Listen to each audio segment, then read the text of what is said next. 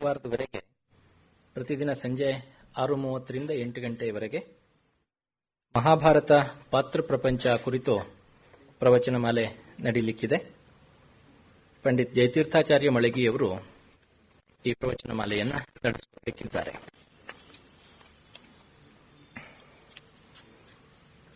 ಇವತ್ತು ಶ್ರೀ ಟಿ.ಆರ್. ಅನಂತರಾಮು ವಿಜ್ಞಾನದತ್ತಿಯ ಆಶ್ರಯದಲ್ಲಿ ಕೋಲಾರ ಚಿನ್ನದ ಗಣಿಗಳು ಮತ್ತು ಚಾರಿತ್ರಿಕ ಹಿನ್ನೆಲೆ ಎನ್ನುವ ವಿಷಯವಾಗಿ ಉಪನ್ಯಾಸ ಕಾರ್ಯಕ್ರಮ ನಡೆಯಲಿಕ್ಕಿದೆ. ಉಪನ್ಯಾಸ ಕಾರ್ಯಕ್ರಮವನ್ನು ನಡೆಸಿಕೊಡೋದಕ್ಕೆ ನಮ್ಮೊಂದಿಗೆ ಡಾಕ್ಟರ್ ಎಂ. ವೆಂಕಟಸ್ವಾಮಿ ಅವರಿದ್ದಾರೆ. ಅವರಿಗೆ ದತ್ತಿಯ ಪರವಾಗಿ, ಸಂಸ್ಥೆಯ ಪರವಾಗಿ, ತಮ್ಮೆಲ್ಲರ ಪರವಾಗಿ ಹೃತ್ಪೂರ್ವಕ ಸ್ವಾಗತವನ್ನು ಕೋರ್ತೇನೆ.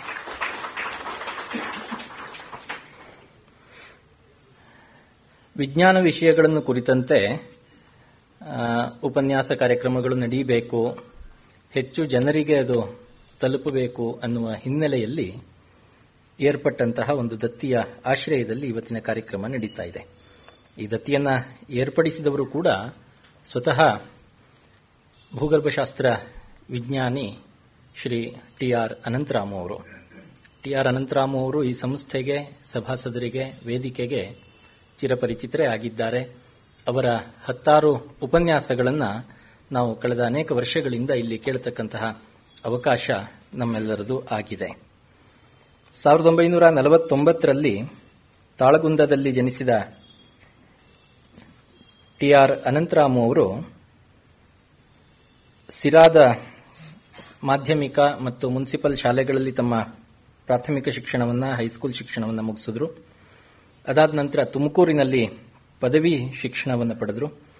ಮೈಸೂರು ವಿಶ್ವವಿದ್ಯಾನಿಲಯದಿಂದ ಎಂಎಸ್ಸಿ ಸ್ನಾತಕೋತ್ತರ ಪದವಿಯನ್ನು ಜಿಯಾಲಜಿ ವಿಷಯದಲ್ಲಿ ಪಡೆದರು 1972ರಲ್ಲಿ. ಅದಾದ ನಂತರ 1977ರಿಂದ 2008ರವರೆಗೆ ಸುದೀರ್ಘ ಕಾಲ ಜಿಯಾಲಜಿಕಲ್ ಸರ್ವೆ ಆಫ್ ಇಂಡಿಯಾ ಈ ಸಂಸ್ಥೆಯಲ್ಲಿ ಉದ್ಯೋಗಿಯಾಗಿ ಅವರು ಕಾರ್ಯವನ್ನು ನಿರ್ವಹಿಸಿದರು. ಭೂವಿಜ್ಞಾನ ಮತ್ತು ವಿಜ್ಞಾನ ಸಾಹಿತ್ಯ ಅವರ ಮೆಚ್ಚಿನ ಕ್ಷೇತ್ರಗಳು. ಕನ್ನಡದಲ್ಲಿ ಜನಪ್ರಿಯ ವಿಜ್ಞಾನ ಬರವಣಿಗೆ ಅವರ ಆಸಕ್ತಿಯ ಕ್ಷೇತ್ರ.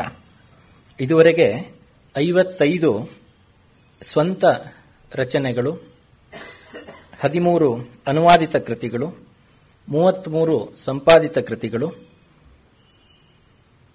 ಇತರರೊಂದಿಗೆ ಸೇರಿ ಸಹ ಸಂಪಾದಕರುಗಳೊಡನೆ ಸೇರಿ ಸಂಪಾದಿಸಿದ್ದು ಒಟ್ಟು 7 ಕೃತಿಗಳು. ಹೀಗೆ 108 ಕೃತಿಗಳು. ಇದು ಕಳೆದ ಮೇ ತಿಂಗಳಿನ ಲೆಕ್ಕ ನಾನು ಹೇಳ್ತಿರೋದು. ಆನಂತರವೂ ಮತ್ತೆ ಒಂದೆರಡು ಪುಸ್ತಕಗಳನ್ನು ಅನಂತರಾಮು ಅವರು ಸಂಪಾದಿಸಿದ್ದಾರೆ. ಇತ್ತೀಚೆಗಷ್ಟೇ ಬಿಜಿಎಲ್ ಸ್ವಾಮಿಯವರ ಅಪ್ರಕಟಿತ ಬರಹಗಳ ಸಂಕಲನ ಮೀನಾಕ್ಷಿ ಸೌಗಂಧ ಕಳೆದ ವಾರವಷ್ಟೇ ಬಿಡುಗಡೆಯಾಗಿದೆ. ಒಟ್ಟು 4 ಜನ ಸೇರಿ ಸಂಪಾದಿಸಿದಂತಹ ಈ ಕೃತಿಯ ಸಂಪಾದಕ ಬಳಗದಲ್ಲಿ ಅನಂತರಾಮು ಅವರು ಕೂಡ ಪ್ರಮುಖ ಪಾತ್ರವನ್ನು ನಿರ್ವಹಿಸಿದ್ದಾರೆ. ಅವರ ಈ ಸಾಹಿತ್ಯ ರಚನಾ ಕ್ಷೇತ್ರದಿಂದ ಹಲವು ಪ್ರಯೋಜನಗಳು ಕನ್ನಡ ನಾಡಿಗೆ ಆಗಿದೆ. ವಿಜ್ಞಾನ ಕ್ಷೇತ್ರದಲ್ಲಿ ಸಾಹಿತ್ಯ ರಚನೆ, ವಿಜ್ಞಾನ ವಿಷಯಗಳನ್ನು ಕನ್ನಡದಲ್ಲಿ ಬರೆಯುವವರ ಸಂಖ್ಯೆ ಇದು ಇವತ್ತು ಹೇಳಿಕೊಳ್ಳುವಂತಹ ಮಟ್ಟದಲ್ಲೇನೂ ಇಲ್ಲ. ಆದರೆ ಇರುವ ಕೆಲವು ಬರಹಗಾರರುಗಳಲ್ಲಿ ಅನಂತರಾಮು ಅವರು ಅತ್ಯಂತ ಪ್ರಮುಖರಾಗಿ ನಿಲ್ತಾರೆ. ಅವರ ಬರವಣಿಗೆಗಳು ಪ್ರತಿಯೊಂದೂ ಕೂಡ ಅತ್ಯಂತ ಮಹತ್ವವನ್ನು ಪಡೆದಿದೆ. ತಮ್ಮ ಸಾಹಿತ್ಯ ಕೃತಿಗಳಿಗಾಗಿ ಅನಂತರಾಮು ಅವರು ಇದುವರೆಗೆ ಅನೇಕ ಪ್ರಶಸ್ತಿಗಳನ್ನು ಕೂಡ ಪಡೆದಿದ್ದಾರೆ. ಕರ್ನಾಟಕ ಸಾಹಿತ್ಯ ಅಕಾಡೆಮಿಯಿಂದ 3 ಬಾರಿ ಅತ್ಯುತ್ತಮ ಕೃತಿ ಪುರಸ್ಕಾರ, ಆರ್ಯಭಟ ಪ್ರಶಸ್ತಿ, ಗೊರೂರು ರಾಮಸ್ವಾಮಿ ಅಯ್ಯಂಗಾರ್ ಪ್ರಶಸ್ತಿ, ಮೌಲ್ಯ ಗೌರವ ಪ್ರಶಸ್ತಿ, ಕರ್ನಾಟಕ ಸರ್ಕಾರದ ಪರಿಸರ ಮತ್ತು ಅರಣ್ಯ ಇಲಾಖೆಯಿಂದ ಪರಿಸರ ಪತ್ರಿಕೋದ್ಯಮ ಪ್ರಶಸ್ತಿ, ಕರ್ನಾಟಕ ವಿಜ್ಞಾನ ಮತ್ತು ತಂತ್ರಜ್ಞಾನ ಇಲಾಖೆಯ ವಿಷನ್ ಗ್ರೂಪ್ನಿಂದ ಶ್ರೇಷ್ಠ ವಿಜ್ಞಾನ ಸಂವಹನಕಾರ ಪ್ರಶಸ್ತಿ, ವಿಜ್ಞಾನ ಮತ್ತು ತಂತ್ರಜ್ಞಾನ ಅಕಾಡೆಮಿಯಿಂದ ಶ್ರೇಷ್ಠ ಲೇಖಕ ಪ್ರಶಸ್ತಿ, ಕುವೆಂಪು ಭಾಷಾಭಾರತಿ ಪ್ರಾಧಿಕಾರದಿಂದ ಅನುವಾದ ಪುರಸ್ಕಾರ, ತುಮಕೂರು ವಿಶ್ವವಿದ್ಯಾನಿಲಯದಿಂದ ಗೌರವ ಡಾಕ್ಟರೇಟ್ ಪದವಿ, ಶಿವಮೊಗ್ಗ ಕರ್ನಾಟಕ ಸಂಘದಿಂದ ಡಾಕ್ಟರ್ ಶಿವರಾಮ ಕಾರಂತ ವಿಜ್ಞಾನ ಸಾಹಿತ್ಯ ಪ್ರಶಸ್ತಿ, ಇದಲ್ಲದೆ ಇತ್ತೀಚೆಗಷ್ಟೇ ಕಳೆದ ಮೇ ತಿಂಗಳಿನಲ್ಲಿ ಇದೇ ವೇದಿಕೆಯಲ್ಲಿ ವಿಸಿ ಸಂಪದದ ಗೌರವ ಸಮ್ಮಾನಕ್ಕೂ ಕೂಡ ಟಿ.ಆರ್. ಅನಂತರಾಮ್ ಅವರು ಭಾಜನರಾಗಿದ್ದಾರೆ. ನಾವೆಲ್ಲರೂ ಅದಕ್ಕೆ ಸಾಕ್ಷಿಗಳಾಗಿದ್ದೆವು. ವಿಜ್ಞಾನ ವಿಷಯಗಳ ಮೇಲೆ ಉಪನ್ಯಾಸ ನಡೆಯಬೇಕು, ಆ ಕುರಿತಂತೆ ಚರ್ಚೆ. ಅನಂತರಾಮು ಅವರು ಈ ದತ್ತಿಯನ್ನ ಏರ್ಪಡಿಸಿರ್ತಕ್ಕಂಥದ್ದು. ನಾನು ಸರ್ಕಾರಿ ಉದ್ಯೋಗಿ, ಪುಸ್ತಕಗಳ ಪ್ರಕಟಣೆಯಿಂದ ಬರತಕ್ಕಂಥ ಗೌರವಧನವನ್ನ ನಾನು ನನ್ನ ಜೀವನಕ್ಕೆ ಬಳಸಿಕೊಳ್ಳಬೇಕಾದಂತಹ ಅನಿವಾರ್ಯತೆ ಇಲ್ಲ. ಹಾಗಾಗಿ ಆ ಹಣದಿಂದ ಈ ಉಪನ್ಯಾಸ ಕಾರ್ಯಕ್ರಮಗಳು ನಡೆಯಲಿ ಅನ್ನೋ ಹಿನ್ನೆಲೆಯಲ್ಲಿ ಅವರೇ ಏರ್ಪಡಿಸಿರತಕ್ಕಂತಹ ದತ್ತಿ ಶ್ರೀ ಟಿ.ಆರ್. ಅನಂತರಾಮು ವಿಜ್ಞಾನ ದತ್ತಿ, ಅದರ ಆಶ್ರಯದಲ್ಲಿ ಇವತ್ತಿನ ಕಾರ್ಯಕ್ರಮ ನಡೀತಾ ಇದೆ. ಸಂಸ್ಥೆಯ ಪರವಾಗಿ, ತಮ್ಮೆಲ್ಲರ ಪರವಾಗಿ ಶ್ರೀ ಟಿ.ಆರ್. ಅನಂತರಾಮು ಅವರಿಗೆ ಹೃತ್ಪೂರ್ವಕ ಕೃತಜ್ಞತೆಗಳನ್ನು ಸಲ್ಲಿಸ್ತೇನೆ. ಇವತ್ತಿನ ಕಾರ್ಯಕ್ರಮದಲ್ಲಿ ಕೋಲಾರದ ಚಿನ್ನದ ಗಣಿಗಳು ಒಂದು ಚಾರಿತ್ರಿಕ, ಈ ವಿಷಯವಾಗಿ ಮಾತನಾಡಲಿಕ್ಕಿರುವವರು ಡಾಕ್ಟರ್ ಎಂ ವೆಂಕಟಸ್ವಾಮಿ ಅವರು. ವೆಂಕಟಸ್ವಾಮಿ ಅವರು ಮತ್ತು ಅನಂತರಾಮು ಅವರು ಸಹೋದ್ಯೋಗಿಗಳು ಜಿಯೋಲಾಜಿಕಲ್ ಸರ್ವೆ ಆಫ್ ಇಂಡಿಯಾದಲ್ಲಿ. ಮೂಲತಃ ಬ್ಯಾಟರಾಯನಹಳ್ಳಿ, ಕೋಲಾರ ಗೋಲ್ಡ್ ಫೀಲ್ಡ್ಸ್ನ ಹತ್ತಿರದ ಒಂದು ಹಳ್ಳಿಯಲ್ಲಿ ಜನಿಸಿದ ವೆಂಕಟಸ್ವಾಮಿಯವರು ಕೆಜಿಎಫ್ನಲ್ಲಿಯೇ ತಮ್ಮ ಪದವಿ ಶಿಕ್ಷಣವನ್ನು ಪಡೆದರು. ಬೆಂಗಳೂರು ವಿಶ್ವವಿದ್ಯಾನಿಲಯದಿಂದ ಭೂಗರ್ಭಶಾಸ್ತ್ರದಲ್ಲಿ ಎಂಎಸ್ಸಿ ಪದವಿಯನ್ನು ಪಡೆದರು. Kolar gold mains historical, cultural and socio economic study, ಈ ವಿಷಯವಾಗಿ ಮಹಾಪ್ರಬಂಧವನ್ನು ಮಂಡಿಸಿ ಹಂಪಿ ವಿಶ್ವವಿದ್ಯಾನಿಲಯದಿಂದ ಡಾಕ್ಟರೇಟ್ ಪದವಿಯನ್ನು ಕೂಡ, ಪಿಎಚ್ಡಿ ಪದವಿಯನ್ನು ಕೂಡ ವೆಂಕಟಸ್ವಾಮಿಯವರು ಪಡೆದಿದ್ದಾರೆ. 31 ವರ್ಷಗಳ ಸುದೀರ್ಘ ಕಾಲ ಜಿಯೋಲಾಜಿಕಲ್ ಸರ್ವೆ ಆಫ್ ಇಂಡಿಯಾದ ಉದ್ಯೋಗಿಯಾಗಿ, ಭೂಗರ್ಭಶಾಸ್ತ್ರ ವಿಜ್ಞಾನಿಯಾಗಿ ವಿವಿಧ ಹುದ್ದೆಗಳಲ್ಲಿ ಕಾರ್ಯವನ್ನು ನಿರ್ವಹಿಸಿ ನಿವೃತ್ತರಾಗಿರುವವರು ಡಾಕ್ಟರ್ ಎಂ ವೆಂಕಟಸ್ವಾಮಿಯವರು. ದಕ್ಷಿಣ ಭಾರತದಲ್ಲಿ, ಮಧ್ಯ ಭಾರತದಲ್ಲಿ, ಉತ್ತರ ಭಾರತದಲ್ಲಿ, ಪೂರ್ವೋತ್ತರ ಭಾರತದಲ್ಲಿ, ಹೀಗೆ ಭಾರತದ ಹೆಚ್ಚು ಕಡಿಮೆ ಮುಕ್ಕಾಲು ಭಾಗದಲ್ಲಿ ವೆಂಕಟಸ್ವಾಮಿಯವರು ಕೆಲಸವನ್ನು ಮಾಡಿದ್ದಾರೆ. 84ರಿಂದ 88ರವರೆಗೆ ಅಲಹಾಬಾದ್, ಮಿರ್ಜಾಪುರ ಜಿಲ್ಲೆಗಳಲ್ಲಿ, ಉತ್ತರ ಪ್ರದೇಶ ಮತ್ತು ಮಧ್ಯಪ್ರದೇಶ, 88ರಿಂದ 92ರವರೆಗೆ ಮೇಘಾಲಯದಲ್ಲಿ, ನಾಗಾಲ್ಯಾಂಡ್ ಮತ್ತು ಈಸ್ಟರ್ನ್ ಹಿಮಾಲಯದ ಭಾಗಗಳಲ್ಲಿ, 92ರಿಂದ 2007ರವರೆಗೆ ಕರ್ನಾಟಕದಲ್ಲಿ, ಅದರಲ್ಲೂ ವಿಶೇಷವಾಗಿ ಹಟ್ಟಿ, ಮಸ್ಕಿ, ಚಿನ್ನದ ಗಣಿ ಪ್ರದೇಶಗಳಲ್ಲಿ, ಗದಗ್ನಲ್ಲಿ, 2007ರಿಂದ 2009ರವರೆಗೆ ಶಿಲ್ಲಾಂಗ್ನಲ್ಲಿ, ಮೇಘಾಲಯ, 2009-10ರಲ್ಲಿ ಕರ್ನಾಟಕದಲ್ಲಿ, 2009ರಿಂದ 2013ರವರೆಗೆ ಕರ್ನಾಟಕ ಮತ್ತು ಗೋವಾ, ಈ ಎರಡು ರಾಜ್ಯಗಳ ಟೆಕ್ನಿಕಲ್ ಕೋಆರ್ಡಿನೇಷನ್ ಸೆಲ್ನ ಡೈರೆಕ್ಟರ್ ಆಗಿ ವೆಂಕಟಸ್ವಾಮಿಯವರು ಕಾರ್ಯವನ್ನು ನಿರ್ವಹಿಸಿದ್ದಾರೆ. ಬೀಜಿಂಗ್ನಲ್ಲಿ, ಚೀನಾದ ಬೀಜಿಂಗ್ನಲ್ಲಿ ನಡೆದ ಒಂದು ತರಬೇತಿ ಶಿಬಿರದಲ್ಲಿಯೂ ಕೂಡ ವೆಂಕಟಸ್ವಾಮಿಯವರು ಭಾಗವಹಿಸಿದ್ರು. ಇದೆಲ್ಲವೂ ಅವರ ಔದ್ಯೋಗಿಕ ಕ್ಷೇತ್ರದ ಪರಿಚಯವಾದರೆ, ವಿಶೇಷವಾಗಿ ಸಾಹಿತ್ಯಿಕ ಕ್ಷೇತ್ರದಲ್ಲಿಯೂ ಕೂಡ ವೆಂಕಟಸ್ವಾಮಿಯವರ ಕೊಡುಗೆ ಗಣನೀಯವಾದದ್ದು. ಇದುವರೆಗೆ 10ಕ್ಕೂ ಹೆಚ್ಚು ಪ್ರೌಢ ಪ್ರಬಂಧಗಳನ್ನು, ಸಂಶೋಧನಾ ಪ್ರಬಂಧಗಳನ್ನು ರಾಷ್ಟ್ರೀಯ, ಅಂತಾರಾಷ್ಟ್ರೀಯ ಮ್ಯಾಗಜಿನ್ಗಳಲ್ಲಿ ವೆಂಕಟಸ್ವಾಮಿಯವರು ಪ್ರಕಟಿಸಿದ್ದಾರೆ. 25ಕ್ಕೂ ಹೆಚ್ಚು ಕನ್ನಡ ಪುಸ್ತಕಗಳನ್ನು, ಅದು ಕೂಡ ವಿಜ್ಞಾನ, ಕಾದಂಬರಿ, ಕಾವ್ಯ, ಪ್ರವಾಸ ಕಥನ, ಸಂಶೋಧನಾ ಬರಹಗಳು, ಹೀಗೆ ವಿವಿಧ ಪ್ರಕಾರದ 25ಕ್ಕೂ ಹೆಚ್ಚು ಕೃತಿಗಳನ್ನು ಅವರು ರಚಿಸಿದ್ದಾರೆ. ಮಕ್ಕಳಿಗಾಗಿಯೇ ಅವರ ಒಂದು ಮನಃಪಕ್ವತೆಯನ್ನ ಗಮನದಲ್ಲಿಟ್ಟುಕೊಂಡೇ ಕೃತಿಗಳನ್ನು ರಚಿಸಿದ್ದಾರೆ. ಒಟ್ಟು 8 ಕಾದಂಬರಿಗಳು, 3 ಪ್ರವಾಸ ಕಥನಗಳು, 3 ಕವನ ಸಂಕಲನಗಳು, ವಿಜ್ಞಾನ ಬರಹಗಳ ಒಟ್ಟು 7 ಸಂಕಲನಗಳು, 1 ಕಥಾ ಸಂಕಲನ ಮತ್ತು 2 ಸಂಶೋಧನಾ ಪ್ರಬಂಧಗಳ ಸಂಕಲನ, ಇವು ವೆಂಕಟಸ್ವಾಮಿಯವರು ಕನ್ನಡ ಸಾಹಿತ್ಯ ಕ್ಷೇತ್ರಕ್ಕೆ ನೀಡಿರುವಂತಹ ಪ್ರಮುಖ ಕೊಡುಗೆಗಳು. ಇನ್ನು ಕೋಲಾರ್ ಗೋಲ್ಡ್ ಮೈನ್ಸ್ ವಿಷಯವಾಗಿ Bangalore Y2K 50 scientific novel published by IBH publication. ಇವು ಇಂಗ್ಲಿಷ್ನಲ್ಲಿ ಅವರ ಪ್ರಕಟಿತ ಬರಹಗಳು. ಅನೇಕ ಸಾಹಿತ್ಯಿಕ ಕಾರ್ಯಕ್ರಮಗಳಲ್ಲಿ, ಸಾಹಿತ್ಯ ಸಮ್ಮೇಳನಗಳಲ್ಲಿ ಕೂಡ ವೆಂಕಟಸ್ವಾಮಿಯವರು ಪ್ರಬಂಧಗಳನ್ನು, ವಿಶೇಷ ಉಪನ್ಯಾಸಗಳನ್ನು ನೀಡಿದ್ದಾರೆ.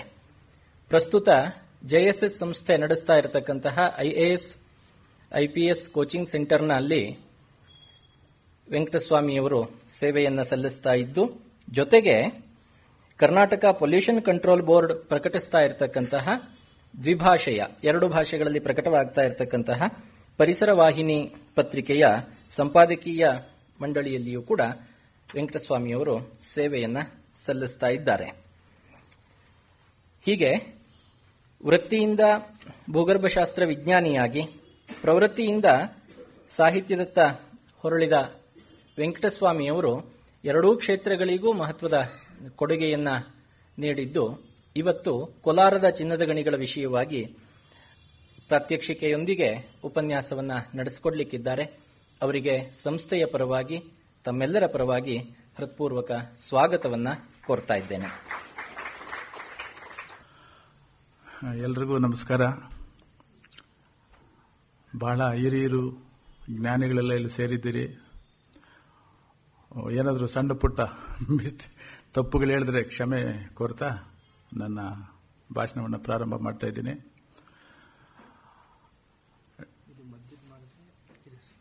ಇದೊಂದು ಲೈಟ್ ಇಲ್ಲ ಆಗ್ಬಿಡಿ ಸರ್, ಈ ಲೈಟ್ ಇರಲಿ ಬಿಡಿ. ಓಕೆ, ಇದು ಮುಂದೆ ಇದೆ, ಅದಕ್ಕೆ ಇದು ಲೈಟ್ ತುಂಬ ಡಿಮ್ ಆಗಿದೆ, ಬರುತ್ತೆ. Okay okay. ಮಾನ್ಯ DV ಗುಂಡಪ್ಪನವರು ನಮ್ಮ ಜಿಲ್ಲೆಯವರಂತ ತುಂಬ ಹೆಮ್ಮೆ ನಮಗೆ. ಹಾಗೇನೆ ಒಂದು ವಿಶೇಷ, ಕುತೂಹಲವಾದ ವಿಶೇಷ ಅಂತ ಹೇಳಿದ್ರೆ, DV ಗುಂಡಪ್ಪನವರು ಕೆಲವು ದಿನಗಳ ಕಾಲ ಅಥವಾ ಕೆಲವು ತಿಂಗಳುಗಳ ಕಾಲ ಕೋಲಾರ ಚಿನ್ನದ ಗಣಿಗಳಲ್ಲಿ ಕೆಲಸ ಮಾಡಿದ್ರು ಅನ್ನೋ ದಾಖಲೆಗಳು ನಮಗೆ ಸಿಗುತ್ತೆ. ಓಕೆ ಓಕೆ, ನಾನು ಸ್ವಲ್ಪ ಮುಂದಕ್ಕೆ ಬರ್ತೇನೆ. ಕೋಲಾರ ಚಿನ್ನದ ಗಣಿಗಳು ಚಾರಿತ್ರಿಕ, ಸಾಮಾಜಿಕ, ಆರ್ಥಿಕ ಮತ್ತು ಸಾಮಾಜಿಕ ಅಧ್ಯಯನ ಅಂತ ಇದು ಟೈಟಲ್ಲು. ಅದರಲ್ಲಿ ಒಂದಷ್ಟು ಬೇರೆ ಬೇರೆ ವಿಷಯಗಳೆಲ್ಲ ಬರುತ್ತೆ. ಬಟ್ ವಿಶೇಷವಾಗಿ ನಾನು ಕೋಲಾರ ಚಿನ್ನದ ಗಣಿಗಳ ಬಗ್ಗೆನೇ ಮಾತಾಡೋದಕ್ಕೆ ಪ್ರಯತ್ನ ಮಾಡ್ತೀನಿ. ಇದು ಬಹಳಷ್ಟು ಜನಕ್ಕಿಲ್ಲ KGF ಬಗ್ಗೆ ಗೊತ್ತಿರುತ್ತೆ, ಅಥವಾ ಕೋಲಾರ ಚಿನ್ನದಗಳನ್ನು ನಡೀತಾ ಇದ್ದಾಗ ಎಷ್ಟು ಜನ ಕೋಲಾರ ಚಿನ್ನದಗಳನ್ನು ನೋಡಿದ್ರೋ ನನಗೆ ಗೊತ್ತಿಲ್ಲ. ಬಟ್ ನೋಡಿದವರಿಗೆ ಅದರ ಒಂದು ಆಳ ವಿಸ್ತಾರ ಎಲ್ಲ ಗೊತ್ತಿರುತ್ತೆ. ಸೊ ಇದು ಕೋಲಾರ, ನಮ್ಮ ಬೆಂಗಳೂರಿಂದ ಕೋಲಾರ ಹೋಗಿ, ಕೋಲಾರಿಂದ ಫರ್ದರ್ ಈಸ್ಟ್ಗೆ ಹೋದ್ರೆ, ಸೌತ್ಗೆ ಹೋದ್ರೆ ಕರೆಕ್ಟಾಗಿ 100 ಕಿಲೋಮೀಟರ್, ಬಸ್ ದಾರಿಯಲ್ಲಿ ಹೋದ್ರೆ ಅಥವಾ ಟ್ರೈನ್ನಲ್ಲಿ ಹೋದ್ರೆ 85 ಕಿಲೋಮೀಟರ್. ಡೈರೆಕ್ಟ್ ಟ್ರೈನು ಬಸ್ 2 ಕೂಡ ಇದೆ. ಇದು ಮ್ಯಾಪ್, ಕೋಲಾರ ಚಿನ್ನದ ಗಣಿಗಳದ್ದು ಲೊಕೇಶನ್ ಮ್ಯಾಪ್, ಸಾರಿ. ಸೊ ಇದು ಕರ್ನಾಟಕ ರಾಜ್ಯದ ನಕ್ಷೆ. ಈ ನಕ್ಷೆಯಲ್ಲಿ ನಾನು ಬೇರೆ ಏನು ತೋರಿಸಿಲ್ಲ, ಬರೀ ಚಿನ್ನ ಇರುವಂತ ಶಿಲೆಗಳನ್ನು ಮಾತ್ರ ನಾನು ಇಲ್ಲಿ ತೋರಿಸಿದ್ದೀನಿ. ಈ ಮುಖ್ಯವಾದ ಶಿಲೆಗಳಂದ್ರೆ ಸಿಸ್ಟ್ ಬೆಲ್ಟ್ ಅಂತ ನಾವು ಭೂವಿಜ್ಞಾನದಲ್ಲಿ ಸಿಸ್ಟ್ ಬೆಲ್ಟ್ ಅಂತ ಕರಿತೀವಿ. ಆ ಸಿಸ್ಟೋಸ್ ರಾಕ್ಸ್ ನಲ್ಲಿ ಮತ್ತೆ ಆ ಸಿಸ್ಟೋಸ್ ರಾಕ್ ನಲ್ಲಿ ಬೆಣಚೆ ಶಿಲೆಗಳಲ್ಲಿ ಮಾತ್ರ ಚಿನ್ನ ಹೆಚ್ಚಾಗಿ ದೊರಕುತ್ತೆ. ಬೇರೆ ಬೇರೆ ಶಿಲೆಗಳಲ್ಲೂ ದೊರಕುತ್ತೆ, ಬಟ್ ಕೋಲಾರ ಚಿನ್ನದ ಗಣಿಯಲ್ಲಿ ಚಿನ್ನ ಇರುವುದು ಬೆಣಚೆ ಶಿಲೆಗಳು. ಅದನ್ನು ನಾವು ಕ್ವಾಡ್ಸ್ ಅಂತ ಕರಿತೀವಿ. ಸೊ ಈ ಸಿಸ್ಟ್ ರಾಕ್ಗಳಲ್ಲಿ ಕ್ವಾಡ್ಸ್ ವೇನ್ಸ್ ಅಥವಾ ಕ್ವಾಡ್ಸ್ ಲೋಡ್ಸ್ ಅಂತ ಕರಿತೀವಿ, ಅದರಲ್ಲಿ ಚಿನ್ನ ಇರುತ್ತೆ. ಸೊ ಸಾರಿ, ಇಲ್ಲಿ ಇದು ಕೋಲಾರ ಚಿನ್ನದ ಗಣಿಗಳಿರುವಂತದ್ದು. ಇದು ಚಿತ್ರದುರ್ಗ, ಇದು ಗದಗು. ಇದು ಪ್ರಸ್ತುತ ಇಡೀ ಇಂಡಿಯಾದಲ್ಲಿ ಚಿನ್ನದ ಗಣಿಗಳು ನಡೀತಾ ಇರುವಂತಹ ಏಕೈಕ ಚಿನ್ನದ ಗಣಿಗಳು ಹಟ್ಟಿ ಚಿನ್ನದ ಗಣಿಗಳು. ಕೋಲಾರ ಚಿನ್ನದಗಳು ಈಗಾಗಲೇ 2001ರಲ್ಲಿ ಅದನ್ನ ಮುಚ್ಚಲಾಗಿದೆ, ಮತ್ತೆ ಅದು ತೆಗಿತಾರೆ ಅಂತ ಒಂದು ಇದಿದೆ. ಅದು ನೋಡ್ಬೇಕು ಯಾವಾಗ ಮತ್ತೆ ರೀಓಪನ್ ಆಗುತ್ತೋ ಗೊತ್ತಿಲ್ಲ ನಮಗೆ. ಸೊ ಈ ಕೆಂಪಗಿರುವಂತಹ ಸರ್ಕಲ್ಸ್ ಎಲ್ಲ ಚಿನ್ನ ದೊರಕುವಂತ ಹಳೆ ಚಿನ್ನದ ಗಣಿಗಳು. ಈ ಗ್ರೀನ್ ಸರ್ಕಲ್ಸ್ ಎಲ್ಲ ಇವತ್ತು ಕೂಡ ಅಲ್ಲಿ ಚಿನ್ನ ದೊರಕುತ್ತೆ ಕರ್ನಾಟಕದಲ್ಲಿ, ಆದ್ರೆ ತುಂಬಾ ಕಡಿಮೆ ಪ್ರಮಾಣದಲ್ಲಿ ದೊರಕುತ್ತೆ. ಹಾಗಾಗಿ ಅಲ್ಲಿ ಗಣಿಗಳನ್ನ ಒಂದು ಕಾಲದಲ್ಲಿ ಮಾಡಿದ್ರು, ಈಗಿಲ್ಲ. ಸೊ ಈಗ ಚಿನ್ನ ದೊರಕ್ತಾ ಇರೋದು ಬರೀ ಕೋಲಾರ ಚಿನ್ನದ ಹಟ್ಟಿ ಚಿನ್ನಗಳು ಮಾತ್ರ ತೆಗಿತಾ ಇದ್ರೆ, ಇಲ್ಲೂ ಕೂಡ ಸಾಕಷ್ಟು ಚಿನ್ನ ಇನ್ನ ಉಳ್ಕೊಂಡಿದೆ.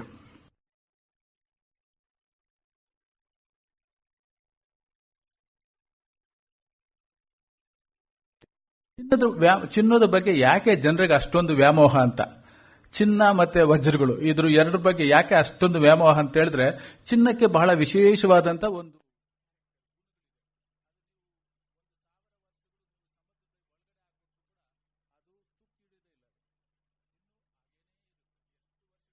ಅದು ಚಿನ್ನದ ಒಂದು ಗುಣ. ಜೊತೆಗೆ ಅದು ಎಷ್ಟು ಸಾಫ್ಟ್ ಆಗಿರುತ್ತಂದ್ರೆ ತುಂಬಾ ಸಾಫ್ಟ್ ಆಗಿ 24 ಕ್ಯಾರೆಟ್ಸ್ ಅಂತ ಕರಿತೀವಿ. 24 ಕ್ಯಾರೆಟ್ಸ್ ಇರೋ ಚಿನ್ನವನ್ನು ನೀವು ಹುಗುರ್ನಲ್ಲಿ ಗಿಲ್ಬಹುದು, ಇದು ಮಾಡ್ಕೋಬಹುದು. ಅದಕ್ಕೋಸ್ಕರ ಚಿನ್ನದ ಸಾಮಾನ್ಯವಾಗಿ ಚಿನ್ನವನ್ನ ಇನ್ನೊಂದಷ್ಟು 2 ಗ್ರಾಮ್ ಸಿಲ್ವರು, ಕಾಪರು, ಬೇರೆ ಏನಾದರೂ ಬೆರೆಸಿ ಚಿನ್ನದ 22 ಕ್ಯಾರೆಟ್ಸ್ ಅಂದ್ರೆ ಒಂದು 10 ಗ್ರಾಮ್ನಲ್ಲಿ 2 ಗ್ರಾಮ್ ಸಿಲ್ವರು ಅಥವಾ ಕಾಪರ್ನ ಮಿಕ್ಸ್ ಮಾಡಿರ್ತಾರೆ. ಸಪೋಸ್ ನೀವು ಈಗ ಮಹಿಳೆಯರೆಲ್ಲ ಚಿನ್ನ ಈಗೆಲ್ಲ ಹಾಲೋ ಮಾರ್ಕ್ ಬಂದ್ಬಿಟ್ಟಿದೆ, ಅದೇನೋ ಬಂದಿದೆ, ಅದರಲ್ಲಿ ಎಷ್ಟು ಡೂಪ್ ಮಾಡ್ತಾರೆ ಏನೋ ನಮಗೆಲ್ಲ ಗೊತ್ತಿಲ್ಲ. ಬಟ್ ಚಿನ್ನದಲ್ಲಿ ನೀವು ಒಂದು ವರ್ಷ ಅದನ್ನ ಹಾಕೊಂಡು 1 ವರ್ಷ ಆದ್ಮೇಲೆ ಸ್ವಲ್ಪ ಜಾಸ್ತಿ ಬೆಳ್ಳಗಿದ್ರೆ ಅದರಲ್ಲಿ ಸಿಲ್ವರ್ ಜಾಸ್ತಿ ಇದೆ ಅಂತ ಲೆಕ್ಕ, ಸ್ವಲ್ಪ ಜಾಸ್ತಿ ಕೆಂಪಗಿದ್ರೆ ಅದರಲ್ಲಿ ಕಾಪರ್ ಸಲ್ಫೈಡ್ಸ್ ಅಂತ ಮಿಕ್ಸ್ ಮಾಡಿರ್ತಾರೆ ಅಂತ ಗ್ಯಾರಂಟಿ. ಸೊ ಇದು ಚಿನ್ನದ್ದು. ಸೊ ಕ್ಯಾರೆಟ್ಸ್ ಅಫ್ಕೋರ್ಸ್ ಈ ಅಮೆರಿಕಾದಲ್ಲಿ, ಯುರೋಪ್ನಲ್ಲೆಲ್ಲ 18 ಕ್ಯಾರೆಟ್, 16 ಕ್ಯಾರೆಟ್, ಇವನ್ 12 ಕ್ಯಾರೆಟ್ಸ್ ಕೂಡ ಯೂಸ್ ಮಾಡ್ತಾರೆ. ಇಂಡಿಯಾದಲ್ಲಿ ಮಟ್ಟಿಗೆ 22 ಕ್ಯಾರೆಟ್ ಕರ್ಮ ಯಾರು ಯೂಸ್ ಮಾಡೋದಿಲ್ಲ. ಈಗ ನಾನು ಮತ್ತೆ ಕೆಜಿಎಫ್ ಫಿಶಕ್ಕೆ ಬರ್ತೀನಿ. ನಮ್ಮದು ಕೆಜಿಎಫ್ ಪಕ್ಕದಲ್ಲಿ ಒಂದರಲ್ಲಿ ಬ್ಯಾಟ್ರಾಯನಹಳ್ಳಿ, ಜಸ್ಟ್ ಒಂದು 3 ಕಿಲೋಮೀಟರ್ ಅಷ್ಟೇ. ಆ ಮಾರಿಕುಪ್ಪಂ ಅಂತ ದಕ್ಷಿಣದಲ್ಲಿರುವಂಥದ್ದು ಗಣಿ, ಕೊನೆಯ ಗಣಿ ಅದು. ಆ ಗಣಿಯಿಂದ ನಮ್ಮೂರಿಗೊಂದು 3 ಕಿಲೋಮೀಟರ್. ನಮ್ಮೂರಿನಲ್ಲಿ ಒಂದು ಸಣ್ಣ ಕತೆ ಹೇಳ್ಕೊಳ್ತಾ ಇದ್ರು ನಾವು ಚಿಕ್ಕವಳಿದ್ದಾಗ. ಏನಂತ ಹೇಳಿದ್ರೆ, ಈ ತಾಳಿ ತೀಗೆ ಅಂತ ಹೇಳ್ತಾರೆ, ಕನ್ನಡದಲ್ಲಿ ಏನು ಹೇಳ್ತಾರೆ ಗೊತ್ತಿಲ್ಲ, ತೆಲುಗಿನಲ್ಲಿ ತಾಳಿ ತೀಗೆ ಅಂತಾರೆ. ಬಳ್ಳಿ, ಅದು ಉದ್ದವಾದ ಬಳ್ಳಿ ಇರುತ್ತೆ. ಈ ಕುರಿ, ಹಾಡು, ಮೇಕೆ ಎಲ್ಲ ಮೇಯ್ಸೋಕೆ ಬೆಳಗ್ಗೆ ಹೋಗ್ತಾರೆ 10 ಗಂಟೆಗೆ, ಸಾಯಂಕಾಲ ವಾಪಸ್ ಬರ್ತಾರೆ. ಸಾಯಂಕಾಲ ಬರುವಾಗ ಈ ಮಕ್ಕಳೆಲ್ಲ ಏನು ಮಾಡ್ತಾರೆ ಅಂದರೆ, ಈ ಒಣಗಿರೋ ಸೌದೆನೆಲ್ಲ ಕಟ್ಕೊಂಡು ಆ ತಾಳಿ ತೀಗಿನಲ್ಲಿ ಗಟ್ಟಿಯಾಗಿ ಕಟ್ಕೊಂಡು ಎತ್ಕೊಂಡು ಬಂದು ಊರಿನಲ್ಲಿ ಮನೆಗಳಿಗೆ ತರ್ತಾರೆ, ಅಂದರೆ ಸೌದೆಗೆ. ಒಬ್ಬರು ಶೆಟ್ರ್ ಇದ್ದಾರಂತೆ, ಅಲ್ಲಿ ಶೆಟ್ರ್ ಇದ್ರಂತೆ ನಮ್ಮ ಊರಿನಲ್ಲಿ. ಅವರು ಒಂದಷ್ಟು ದಿನ ತಗೊಂಡಿದ ನಂತರ, ಎಷ್ಟು ಸಿಗುತ್ತೋ ಅಷ್ಟು ದಿನ ಆಗಲೂ ತಗೊಂಬರ್ರಪ್ಪ, ಆ ತಾಳಿ ಬಳ್ಳಿನ ಚೆನ್ನಾಗಿ ಸುತ್ಕೊಂಡ್ ಬನ್ನಿ ಅಂತ ಹೇಳ್ತಾ ಇದ್ರಂತೆ. ತಾಳಿ ಬಳ್ಳಿನ ಹೇಗೆ ಚೆನ್ನಾಗಿ ಸುಟ್ಕೊಂಡು ಬರ್ತಾ ಇದ್ರು. ಅನ್ನತ್ರ ಗೊತ್ತಾಗಿದ್ದೇನೆಂದ್ರೆ, ಈ ಮಳೆ ಕಾಲದಲ್ಲಿ ನೆಲದ ಮೇಲೆಲ್ಲ ಚಿನ್ನ ಇತ್ತು. ಈ ಕ್ವಾರ್ಟರ್ ಇದ್ರೆ ನೆಲದಲ್ಲೆಲ್ಲ ಅದು ಡಿಸ್ಮಿನೇಷನ್ ಆಗಿ ವೆದರಿಂಗ್ ಆಗ್ಬಿಟ್ಟು ನೆಲದಲ್ಲೆಲ್ಲ ಚೆಲ್ಲುತ್ತೆ. ಆ ಬಳ್ಳಿಗೆ ಚೆನ್ನಾಗಿ ಅಂಟ್ಕೊಂಡಿರುತ್ತೆ. ಇವ್ರು ಅದನ್ನು ತಕೊಂಡು ಆ ಬಳ್ಳಿನ ಚೆನ್ನಾಗಿ ಒದರ್ಬಿಟ್ರೆ ಚಿನ್ನ ಎಲ್ಲ ಕೆಳಗಡೆ ಬೀಳ್ತಾ ಇತ್ತು. ಅಂದ್ರೆ ಆ ರೀತಿ ಅವ್ರು ಚಿನ್ನ ಜಾಸ್ತಿ ತಗೊಳ್ತಾ ಇದ್ರಂತೆ. ಇದು ನಿಜನೇ ಇರ್ಬೋದು ಸ್ವಲ್ಪ ಮಟ್ಟಿಗೆ ಅಂತ ನನಗನ್ಸುತ್ತೆ. ಸೊ ಇದು ಆಮೇಲೆ ನಿಮಗೆ ಯಾವುದೇ ಒಂದು ಕತೆ ಓದಿ, ಪುರಾಣ, ಯಾವುದೇ ಪುರಾಣ, ಋಗ್ವೇದ ಅಥವಾ ಬೈಬಲ್ಲು, ಕುರಾನ್ ಯಾವುದೆಲ್ಲಾದ್ರೂ ಓದಿ ಚಿನ್ನದಗಳ ಬಗ್ಗೆ ಕಥೆಗಳಿದ್ದೇ ಇರುತ್ತೆ. ಚಿನ್ನದ ಬಗ್ಗೆ ಕಥೆ ಇಲ್ದಿರುವಂಥ ಕಥೆಗಳು ಯಾವ ದೇಶದಲ್ಲೂ ಯಾವ ಭಾಷೆಯಲ್ಲಿ ಅಂತ ನಾನು ಅಂದ್ಕೊಂಡಿದ್ದೀನಿ. ಸೊ ಈಗ ಇಲ್ಲಿ ಚಿಗುರುಗುಂಟ ಅಂತ ಒಂದು ಗಣಿ, ಆ ಕೋಲಾರ ಚಿನ್ನದಗಳಲ್ಲಿ ಸುಮಾರು ಗಣಿಗಳಿದ್ದವು. ಇಲ್ಲಿ ಈ ವಿಶೇಷ ಏನಂತ ಹೇಳಿದ್ರೆ, ಈಗ 1880ರಲ್ಲಿ ಮಾಡರ್ನ್ ಮೈನಿಂಗ್ ಶುರುವಾಗಿದ್ದು 1880ರಲ್ಲಿ. ಆದರೆ ಹಳೆ ಗಣಿಗಳು, ಪುರಾತನ ಗಣಿಗಳು ಸುಮಾರು 2500 ವರ್ಷಗಳಿಂದನೇ ಪ್ರಾರಂಭವಾಗಿದ್ದು ಅಂತ. ಈ 2500 ವರ್ಷಗಳಿಂದ ಯಾಗಾಗಿದ್ದು ಅನ್ನೋದಕ್ಕೆ ನಮಗೇನು ಪ್ರೂಫ್ ಅಂತ ಹೇಳಿದ್ರೆ, ಈ ಚಿನ್ನದ ಗಣಿಗಳಲ್ಲಿ ಸಿಕ್ಕಿದಂತ ಅದು ಏನನ್ನು ಸಿಕ್ಕಿದ್ವು ಅಲ್ಲಿ ಸುಮಾರು 300 ಅಡಿಗಳಷ್ಟು ಹಾಳ ಮಾಡಿದ್ರು. ಆಗ್ಲೇನೆ ಬ್ರಿಟಿಷರು ಬರೋದಕ್ಕೆ ಮುಂಚೆನೆ ಹಾಳ ಮಾಡಿ ಬಿಟ್ಬಿಟ್ಟಿದ್ರು. ಆ ಗಣಿಗಳಲ್ಲಿ ಕಾರ್ಬನ್, ಈಗ ಉದಾಹರಣೆಗೆ ಅಲ್ಲಿ ಸಪೋರ್ಟ್ ಕೊಡೋದಕ್ಕೆ, ಇದು ಟನಲ್ಗಳು ಸಪೋರ್ಟ್ ಕೊಡೋದಕ್ಕೆ ಮರಗಳು ಎತ್ಕೊಂಡು ಹೋಗ್ತಾ ಇದ್ರು. ಇನ್ನು ಏನೇನೋ ಬೇರೆ ಬೇರೆವೆಲ್ಲ ಇಲ್ಲಿ ಎತ್ಕೊಂಡು ನೋಡಿ, ಆಯಿಲ್ ಲ್ಯಾಂಪ್ಸ್ ಇಟ್ಕೊಂಡು ಗಣಿಗಳ ಒಳಗಡೆ ಕೆಲಸ ಮಾಡ್ತಾ ಇದ್ರು. ಆಮೇಲೆ ಈ ರಾಗಿ ಮುದ್ದೆ ಇದು ಮಾಡ್ತಾರಲ್ಲ, ಒಂದು ಈ ಥರ ವಿ ಶೇಪದ ಒಂದು ಇರುತ್ತೆ, ರಾಗಿ ಮುದ್ದೆ ಮಾಡೋರಿಗೆಲ್ಲ ಗೊತ್ತಿರುತ್ತೆ, ಅದು ಹಾಕೊಂಡು ಯೂಸ್ ಮಾಡ್ತಾರೆ. ಅದನ್ನು ಇವ್ರು ಗಣಿಗಳ ಒಳಗಡೆ ಎತ್ಕೊಂಡೋಗಿ 1-2 ದಿನ 3 ದಿನ ಒಳಗಡೆನೇ ಇದ್ದು ಕೆಲಸ ಮಾಡ್ತಾ ಇದ್ರು. ಅಂಥವುಗಳೆಲ್ಲ ಕೂಡ ಅದಕ್ಕೆ ಇದು ಗೋಲ್ಡ್ ಪೌಡರ್, ಅಂದರೆ ಒಂದು ಫೈನ್ ಪೌಡರ್ ಎಲ್ಲ ಮೆತ್ಕೊಂಡಿದ್ದೆಲ್ಲ ಸಿಕ್ಕಿದೆ. ಅಂದರೆ 300 ಅಡಿಗಳ ಕೆಳಗಡೆನೆ ಆ ಕಾಲದಲ್ಲೇ ಇಲ್ಲಿ ಚಿನ್ನದ ಗಣಿಗಳು ನಡೆದಿದ್ದು ಅನ್ನೋದು ಪ್ರೂಫ್ ಇದೆ. ಅದಕ್ಕೆ ಈಗ ನಿಮಗೆಲ್ಲ ಗೊತ್ತಿರಬೇಕು, ಇಂಡಸ್ ಸಿವಿಲೈಸೇಷನ್ ಪ್ರೈಮ್ ಪೀರಿಯಡ್ ಅಂದರೆ 3300 ಇಂದ 1300 BC ಬಿಫೋರ್ ಕ್ರೈಸ್ಟ್ ಅಂತ. ಅಂದರೆ 5300 3300 ವರ್ಷಗಳ ಹಿಂದೆ ಪ್ರೈಮ್ ಪೀರಿಯಡ್ನಲ್ಲಿ ಹರಪ್ಪ ಮೊಹೆಂಜೊದಾರೋ ಇತ್ತು. ಆ ಹರಪ್ಪ ಮೊಹೆಂಜೊದಾರೋದಲ್ಲಿ ಕೆಲವು ಗೋಲ್ಡ್ ಕಾಯಿನ್ಗಳು ಸಿಕ್ಕಿದ್ವು. ಆ ಗೋಲ್ಡ್ ಕಾಯಿನ್ಗಳನ್ನು ಇವರು ಪ್ರೊಫೆಸರ್ SR ರಾವ್ ವೀಲರು ಮತ್ತು ಪ್ರೊಫೆಸರ್ ಆಲ್ಚಿನನ್ ಅವರು ಆ ಚಿನ್ನದ ಕಾಯಿನ್ಗಳನ್ನು ತಕೊಂಡು ಹಟ್ಟಿಯಲ್ಲಿ ಕೋಲಾರ ಚಿನ್ನದ ಗಣಿಯಲ್ಲಿ ಸಿಗುವಂಥ ಚಿನ್ನಕ್ಕೆ ಎರಡಕ್ಕೂ ಅನಲೈಸ್ ಮಾಡಿ ತಾಳಿ ಮಾಡಿ ನೋಡ್ತಾರೆ. ಬಟ್ ಎಕ್ಸಾಕ್ಟ್ಲಿ ಇದೇ ಚಿನ್ನ ಅಲ್ಲಿಗೋಗಿರುತ್ತೆ. ಅಂದರೆ ಈಜಿಪ್ಷಿಯನ್ ಸಿವಿಲೈಸೇಷನ್ ಆಗಿರ್ಬೋದು, ಹರಪ್ಪನ್ ಆ ಸಿವಿಲೈಸೇಷನ್ನಲ್ಲೆಲ್ಲ ಕೂಡ ಈ ಕೋಲಾರ್ನಲ್ಲಿ ಹಟ್ಟಿ ಚಿನ್ನಗಳಿಂದ ತೆಗೆದಂಥ ಚಿನ್ನ ಅಲ್ಲಿ ಹೋಗಿರೋ ಉದಾಹರಣೆಗಳೇ ನಮಗೆ ಗಟ್ಟಿಯಾಗಿ ಕಾಣಿಸ್ತಾ ಇದೆ. ಅದಾದಮೇಲೆ ಮಾಡ್ರನ್ ಮಾಡರ್ನ್ ಪೀರಿಯಡ್ಗೆ ಬಂದರೆ 1802ರಲ್ಲಿ ಈ ಚಿನ್ನವನ್ನು ತೆಗೆದಂಥ ಅಥವಾ ಚಿನ್ನ ಇರುವಂಥ ಒಂದು ದಾಖಲೆಗಳನ್ನು KGF ಏರಿಯಾದಲ್ಲಿ ಚಿನ್ನ ಸಿಗುತ್ತೆ ಅನ್ನೋದನ್ನು ಫಸ್ಟ್ ದಾಖಲೆ ಮಾಡಿದ್ದು 1802ರಲ್ಲಿ. ಆಮೇಲೆ 1898-89ರಲ್ಲಿ ಸ್ಮಿತ್ ಅಂತ ಒಬ್ಬ ಬ್ರಿಟಿಷರು ಇಡೀ ಏರಿಯಾದಲ್ಲ 2 ವರ್ಷ ಓಡಾಡಿ ಎಷ್ಟು ಹಳೆ ಚಿನ್ನದ ಗಣಿಗಳು ಇದೆ ಅನ್ನೋದನ್ನು ಒಂದು ದಾಖಲೆ ಇದೆ, ಅದೊಂದು ರಿಪೋರ್ಟ್ ಇದೆ, ನಮ್ಮಲ್ಲಿ ಇದೆ ಈಗ. ಸೊ ಇಲ್ಲಿ ಆ ಗಣಿಗಳಲ್ಲಿ ಸಿಕ್ಕಿದ್ದು ಏನೇನು ಸಿಕ್ಕಿತ್ತು ಅದನ್ನೆಲ್ಲ ತಕೊಂಡು ಅದಕ್ಕೆಲ್ಲ ಕಾರ್ಬನ್ ಡೇಟಿಂಗ್, ನೀವು ವಿಜ್ಞಾನದಲ್ಲಿ ಗೊತ್ತಿದೆ ಡೇಟಿಂಗ್ ಮಾಡ್ತಾರೆ. ಏನೀಗ ಕಲ್ಲಿಗೂ ಡೇಟಿಂಗ್ ಮಾಡ್ತಾರೆ, ಒಂದು ಮಣ್ಣಿಗೂ, ಮನುಷ್ಯರು ಕೂಡ ಡೇಟಿಂಗ್ ಮಾಡ್ತಾರೆ, ಮರಗಳಿಗೂ ಕೂಡ ಡೇಟಿಂಗ್ ಮಾಡ್ತಾರೆ. ಸೊ ಹಾಗಾಗಿ ಅದರ ವಯಸ್ಸನ್ನು ಕಂಡುಹಿಡಿಯುವಂಥ ಒಂದು ಇದಿದೆ ಈಗ ನಮಗೆ ಅನಾಲಿಸಿಸ್. ಅದರ ಆಧಾರದ ಮೇಲೆ ಈ ನಾನು ಈಗಾಗಲೇ ಹೇಳಿದ್ದೀನಿ, ಇದು 2500 ವರ್ಷಗಳ ಹಿಂದಿನ ಚಿನ್ನದ ಗಣಿಗಳು ಅಂತ ನಮಗೆ ಗೊತ್ತಾಗುತ್ತೆ. ಸೊ ಇವು ಕೆಲವು ಇದು ಟಿಪಿಕಲ್ KGFನಲ್ಲಿ ಸಿಕ್ಕಿದ್ದ ಅಲ್ಲದೆ ಆಗಿರ್ಬೋದು. ಬಟ್ ಇಂಥ ಒಂದು ದೀಪಗಳನ್ನು ಆ ಆಳದ ಗಣಿಗಳಲ್ಲಿ ಸುರಂಗಗಳು ಇಟ್ಕೊಂಡು ಕೆಲಸ ಮಾಡ್ತಾ ಇದ್ರು ಅನ್ನೋ ಇದನ್ನು ಸಿಗುತ್ತೆ. ಮತ್ತು ಇಂಥವು ಕೂಡ ಕೆಲವು ಇದನ್ನೆಲ್ಲ ಗಣಿ ಸುರಂಗಗಳಲ್ಲಿ ಉಪಯೋಗ ಮಾಡಿರುವಂಥವು ಕೂಡ ಕೆಲವು ಸಿಕ್ಕಿದೆ. ಇದು ನಿಖರವಾಗಿ ನಾವು ವಾಯ್ಸನ್ನು ಅಳೆಯುವಂಥ ಒಂದು ಪದ್ಧತಿ. ಇದು KGM ಅಂದರೆ ಇದು ಕೋಲಾರ ಗೋಲ್ಡ್ ಮೈನ್ಸ್ನಲ್ಲಿ 2 ಸ್ಯಾಂಪಲ್ ಕಲೆಕ್ಟ್ ಮಾಡಿದ್ದು, ಹಟ್ಟಿಯಲ್ಲಿ 1 ಸ್ಯಾಂಪಲ್, ಮತ್ತು ಇದು 2 ಈ ಸ್ಯಾಂಪಲ್ಗಳನ್ನು ಅಗರ್ವಾಲ್ TP ಮಾರ್ಕ್ ಬಂದೆ ಅನ್ನೋರು ಅನಾಲಿಸಿಸ್ಗೆ ಮಾಡಿ ಅದರ ಡೇಟ್ ಕಂಡುಹಿಡಿತಾರೆ. ಆ ಡೇಟ್ ಕಂಡುಹಿಡಿದ್ರೆ ಆ ಡೇಟು ಈ ಏಜಿಗೆ ಬರುತ್ತೆ. ಸುಮಾರು 1290 ಪ್ಲಸ್ ಆರ್ ಮೈನಸ್ 1300 ವರ್ಷಗಳು, ಇಲ್ಲಿ 1500 ವರ್ಷಗಳು, ಇಲ್ಲಿ 2000 ವರ್ಷಗಳು, ಹೆಚ್ಚು ಕಮ್ಮಿ 1900 ವರ್ಷಗಳಿಂದಾನೇ ಇಲ್ಲಿ ಗಣಿಗಳು, ಇಲ್ಲಿ ಚಿನ್ನ ತೆಗೆದಿರುವಂತಹ ಒಂದು ಉದಾಹರಣೆಗಳು ನಮಗೆ ಸಿಗುತ್ತೆ. ನಾನು ಸುಮ್ಮನೆ ಹಾಕಿದ್ದೀನಿ ಇಲ್ಲಿ. ಈ ಮಹಾಭಾರತ ರಾಮಾಯಣದಲ್ಲಿ ಬೈ ಚಾನ್ಸ್ ಮಹಾಭಾರತ ನಡೆದಿದ್ದು ಅಥವಾ ರಾಮಾಯಣ ನಡೆದಿದ್ರೆ ಆ ರಾಜರು ಮಹಾರಾಜರು ಚಿನ್ನವನ್ನು ಏನಾದರೂ ಉಪಯೋಗ ಮಾಡಿದ್ರೆ ಅವು ಸ್ವಲ್ಪ ಮಟ್ಟಿಗೆ KGF ಚಿನ್ನನೇ ಹಟ್ಟಿ ಚಿನ್ನದ ಗಣಿಗಳೇ ಇರ್ಬೋದು ಅಂತ ನನಗನ್ಸುತ್ತೆ. ಇರಲೇಬೇಕಲ್ವಾ ಸರ್? ನಿಜವಾಗಿ ನಡೆದಿ ಅವ್ರು ಉಪಯೋಗ ಮಾಡಿದರೆ ಅದು ಅಲ್ಲಿಂದನೇ ಬರಬೇಕು. ಆ ಕಾಲಕ್ಕೆ ಇಂಡಿಯಾದಲ್ಲಿ ಬೇರೆ ಎಲ್ಲೂ ಚಿನ್ನದ ಗಣಿಗಳಿರಲಿಲ್ಲ, ಇದ್ದಿದ್ದು ಹಟ್ಟಿ ಇವೇನೆ. ಬೈ ಚಾನ್ಸು ಈ ಪ್ಲೇಸರ್ ಗೋಲ್ಡ್ ಅಂತ ಹೇಳ್ತೀವಿ ನಾವು, ಈ ನೀರು ಹರ್ಕೊಂಡು ಬಂದು ಸಿಗುತ್ತೆ ಅಂತ ಗೋಲ್ಡ್ ಏನಾದರೂ ಇರ್ಬೋದು, ಬಹಳ ಕಡೆ ಸಿಗುತ್ತೆ ಈಗಲೂ ಕೂಡ.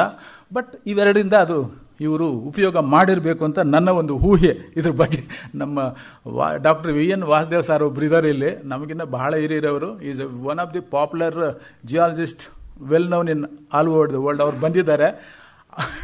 ಅಂಥ ಪ್ರಶ್ನೆಗಳು ಏನು ಬೇಕಾದ್ರೆ ಅವ್ರು ನಿಮ್ಗೆ ಆನ್ಸರ್ ಕೊಡ್ಬೋದು. ಸುಮ್ಮನೆ ಅಂದರೆ ಇಡೀ ಪ್ರಪಂಚದಲ್ಲಿ ಹೆಚ್ಚು ಚಿನ್ನವನ್ನು ಸಂಗ್ರಹ ಮಾಡಿರುವಂಥ ದೇಶ ಅಂದರೆ ಇಂಡಿಯಾನೇ. ಇದಕ್ಕೆಲ್ಲ ದೇವಾಲಯಗಳು ಸ್ವಲ್ಪ ಮಟ್ಟಿಗೆ ಕಾರಣ ಆಗಿದೆ. ಎಲ್ಲ ದೇವಾಲಯಗಳಲ್ಲಿ ಸಾಕಷ್ಟು ಚಿನ್ನ ಇದೆ. ದೇವಾಲಯಗಳಿಗಿಂತ ಹೆಚ್ಚಾಗಿ ಪಬ್ಲಿಕಲ್ಲಿ ಇವತ್ತು ಸಾಕಷ್ಟು ಚಿನ್ನ ಇರೋದು ಇಂಡಿಯಾದಲ್ಲೇ. ಬಹುಶಃ ಚಿನ್ನದ ವ್ಯಾಮೋಹ ಬಹುಶಃ ಆ ಕಾಲಕ್ಕೇನು ಸ್ವರ್ಣಭೂಮಿ ಅಂತ ಕರೀತಾ ಇದ್ರು ಭಾರತವನ್ನು. ಬೇರೆ ಬೇರೆ ರೀಜನ್ಗಳಿರ್ಬೋದು, ಬಟ್ ಇಡೀ ಪ್ರಪಂಚದಲ್ಲಿ ಹೆಚ್ಚು ಚಿನ್ನ ಇರೋದು ನಮ್ಮಲ್ಲಿನೇ. ಇದು ನಾನು ಇಷ್ಟೊತ್ತಿಗೆ ಹೇಳಿದ್ದು ನಮ್ಮೂರು, ಇದು ಬೆಟ್ರಾಯನಹಳ್ಳಿ ಅಂತ ನಮ್ಮೂರು.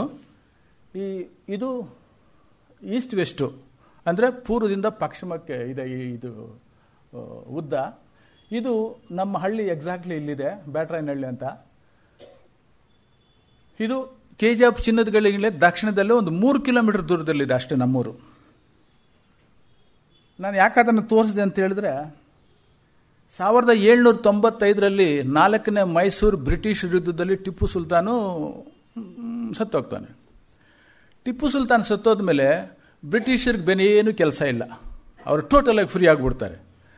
ಟೋಟಲ್ ಆಗಿ ಫ್ರೀ ಆಗಿ ಬಂದಮೇಲೆ ಅವರು ಇಲ್ಲಿ ನಮ್ಮ ಬ್ಯಾಂಗ್ಳೂರು ಕಂಟೋನ್ಮೆಂಟ್ನಲ್ಲಿ ಒಂದಷ್ಟು ಜನ ಬಂದು ಟೆಂಟ್ಗಳು ಹಾಕೊಂಡು ಸಮಯ ಕಳೀತಾ ಇರ್ತಾರೆ. ಅವ್ರಿಗೆ ಇನ್ನೇನು ಯುದ್ಧ ಮಾಡೋದು, ಯುದ್ಧಗಳೆಲ್ಲ ನಿಂತೋಯ್ತು. ಅದಾದಮೇಲೆ ಏನಾಗುತ್ತೆ ಅಂದರೆ ಮೈಸೂರು ಪ್ರೆಸಿಡೆನ್ಸಿಯಿಂದ ಒಂದು ಈ ಜಾನ್ ವಾರನ್ ಅಂತ, ಲೆಫ್ಟಿನೆಂಟ್ ಜಾನ್ ವಾರನ್ ಅಂತ ಒಬ್ಬರನ್ನ ಕರೆದು, ನೋಡಪ್ಪ ಆಗ ಮಡ್ರಾಸ್ ಪ್ರೆಸಿಡೆನ್ಸಿ ಇತ್ತು, ಈ ಕಡೆ ಮೈಸೂರು ಪ್ರೆಸಿಡೆನ್ಸಿ ಇತ್ತು, ಈ ಮಧ್ಯದಲ್ಲಿ ಗಡಿಯನ್ನು ನೀವು ಕರೆಕ್ಟಾಗಿ ಗಡಿಯನ್ನು ನೀವು ಕಂಡುಹಿಡಬೇಕಂತ ಮೈಸೂರು ಪ್ರೆಸಿಡೆನ್ಸಿಯಿಂದ ಲೆಫ್ಟಿನೆಂಟ್ ವಾರನ್ನ ಕರೆಸ್ತಾರೆ. ಈ ವಾರನ್ ಹೋಗಿ ಏನು ಮಾಡ್ತಾರೆ ಅಂದರೆ, ಫಸ್ಟ್ ಹೋಗಿದ್ದೆ ನಮ್ಮ ಬೆಟ್ಟದಿಂದನೇ ಅವರು ಸಮೀಕ್ಷೆ ಸರ್ವೆ ಶುರು ಮಾಡ್ತಾರೆ. ಈ ಸರ್ವೆ ಶುರು ಮಾಡಿ ಅವ್ರು ಕೆಲಸ ಮಾಡ್ತಾ ಇದ್ದಾಗ ಅವ್ರಿಗೆ ಗೊತ್ತಾಗುತ್ತೆ ಈ ಏರಿಯಾದಲ್ಲೆಲ್ಲ ಚಿನ್ನ ಸಿಗುತ್ತೆ, ಈ ಏರಿಯಾದಲ್ಲಿ ಈ ಕಡೆ ಆ ಕಡೆ ಎಲ್ಲ ಚಿನ್ನ ಸಿಗುತ್ತೆ ಅಂತ ಗೊತ್ತಾಗುತ್ತೆ. ಚಿನ್ನ ಸಿಗುತ್ತೆ ಅಂತ ಗೊತ್ತಾದ ತಕ್ಷಣ ಅವ್ರೇನು ಮಾಡಿದ್ರು ಅಂದರೆ ಮಡ್ರಾಸ್ ಪ್ರೆಸಿಡೆನ್ಸಿನ ಹಿಂದಕ್ಕಾಗ್ಬಿಟ್ರು. ಈ ಬೆಟ್ಟದಿಂದ ಆ ಕಡೆಗೆ ಮಡ್ರಾಸ್ ಪ್ರೆಸಿಡೆನ್ಸಿ ಆಗ್ಬಿಟ್ರು, ಇದನ್ನೆಲ್ಲ ಕರ್ನಾಟಕಕ್ಕೆ ಸೇರಿಸ್ಬಿಟ್ರು. ಬೈ ಚಾನ್ಸ್ ಅವ್ರೇನಾದ್ರು ಆ ಕಾಲಕ್ಕೆ ಅದನ್ನೇನಾದ್ರು ಮಡ್ರಾಸ್ ಪ್ರೆಸಿಡೆನ್ಸಿಗೋ ಅಥವಾ ಆಂಧ್ರಾಗೋ ಹಾಕಿದ್ರೆ ಕನ್ನಡ ನಾಡು ಚಿನ್ನದ ಬೀಡು ಅಂತ ಹೆಸರು ನಮ್ಗೆ ಇರ್ತಾ ಇರಲಿಲ್ಲ. ಸೊ ಹಾಗಾಗಿ ನಾವು ಈ ಲೆಫ್ಟ್ ವಾರನ್ನ ಯಾವತ್ತಿಗೂ ನಾವು ನೆನೆಸ್ಕೊಳ್ಳೇಬೇಕು. ಸೊ ಇವರು ಅದಾದ್ಮೇಲೆ ಏನಾಗುತ್ತೆ ಅಂದರೆ ಇವರು ಬೌಂಡ್ರಿನ ಆ ಕಡೆ ಆಗ್ಬಿಡ್ತಾರೆ. ಅದಾದ್ಮೇಲೆ ಇವರು ಅಲ್ಲೆಲ್ಲ ಒಂದಷ್ಟು ಸರ್ವೆ ಮಾಡ್ತಾರೆ. ಸರ್ವೆ ಮಾಡೋ ಜೊತೆಗೆ ಚಿನ್ನ ಎಲ್ಲಿ ಸಿಗುತ್ತೆ ಅಂತ ಅದೆಲ್ಲ ಹುಡುಕಾಡ್ತಾರೆ. ಕೆಲವರು ಅಲ್ಲಿರುವಂಥ ಅಲ್ಲಿ ಸ್ವಲ್ಪ ಟ್ರೈಬಲ್ಸ್ ಅಂದರೆ ಲೋಕಲ್ಸ್ ಇರ್ತಾರೆ, ಅವ್ರನ್ನೆಲ್ಲ ಹಿಡ್ಕೊಂಡು ಒಂದಷ್ಟು ಚಿನ್ನನ ಸಂಗ್ರಹ ಮಾಡ್ತಾರೆ. ಚಿನ್ನನ ಸಂಗ್ರಹ ಮಾಡಿದ ಇವ್ರೇನು ಮಾಡ್ತಾರೆ ಅಂದರೆ ಆ ಕಾಲದಲ್ಲಿ ಮಡ್ರಾಸು ಈ ಅವ್ರಿಗೆ ಕಳಿಸ್ತಾರೆ. ಒಂದಷ್ಟು ಇದು ಮಾಡಿಕೊಂಡು ಇವರು ಏನಿದು ಅಲ್ಲಿಗೆ ಮಡ್ರಾಸ್ಗೆ ಕಳಿಸ್ತಾರೆ, ಇದು ಚಿನ್ನ ಸರಿ ಇದೆಯಾ ಇಲ್ವಾ ಅಂತೇಳಿ.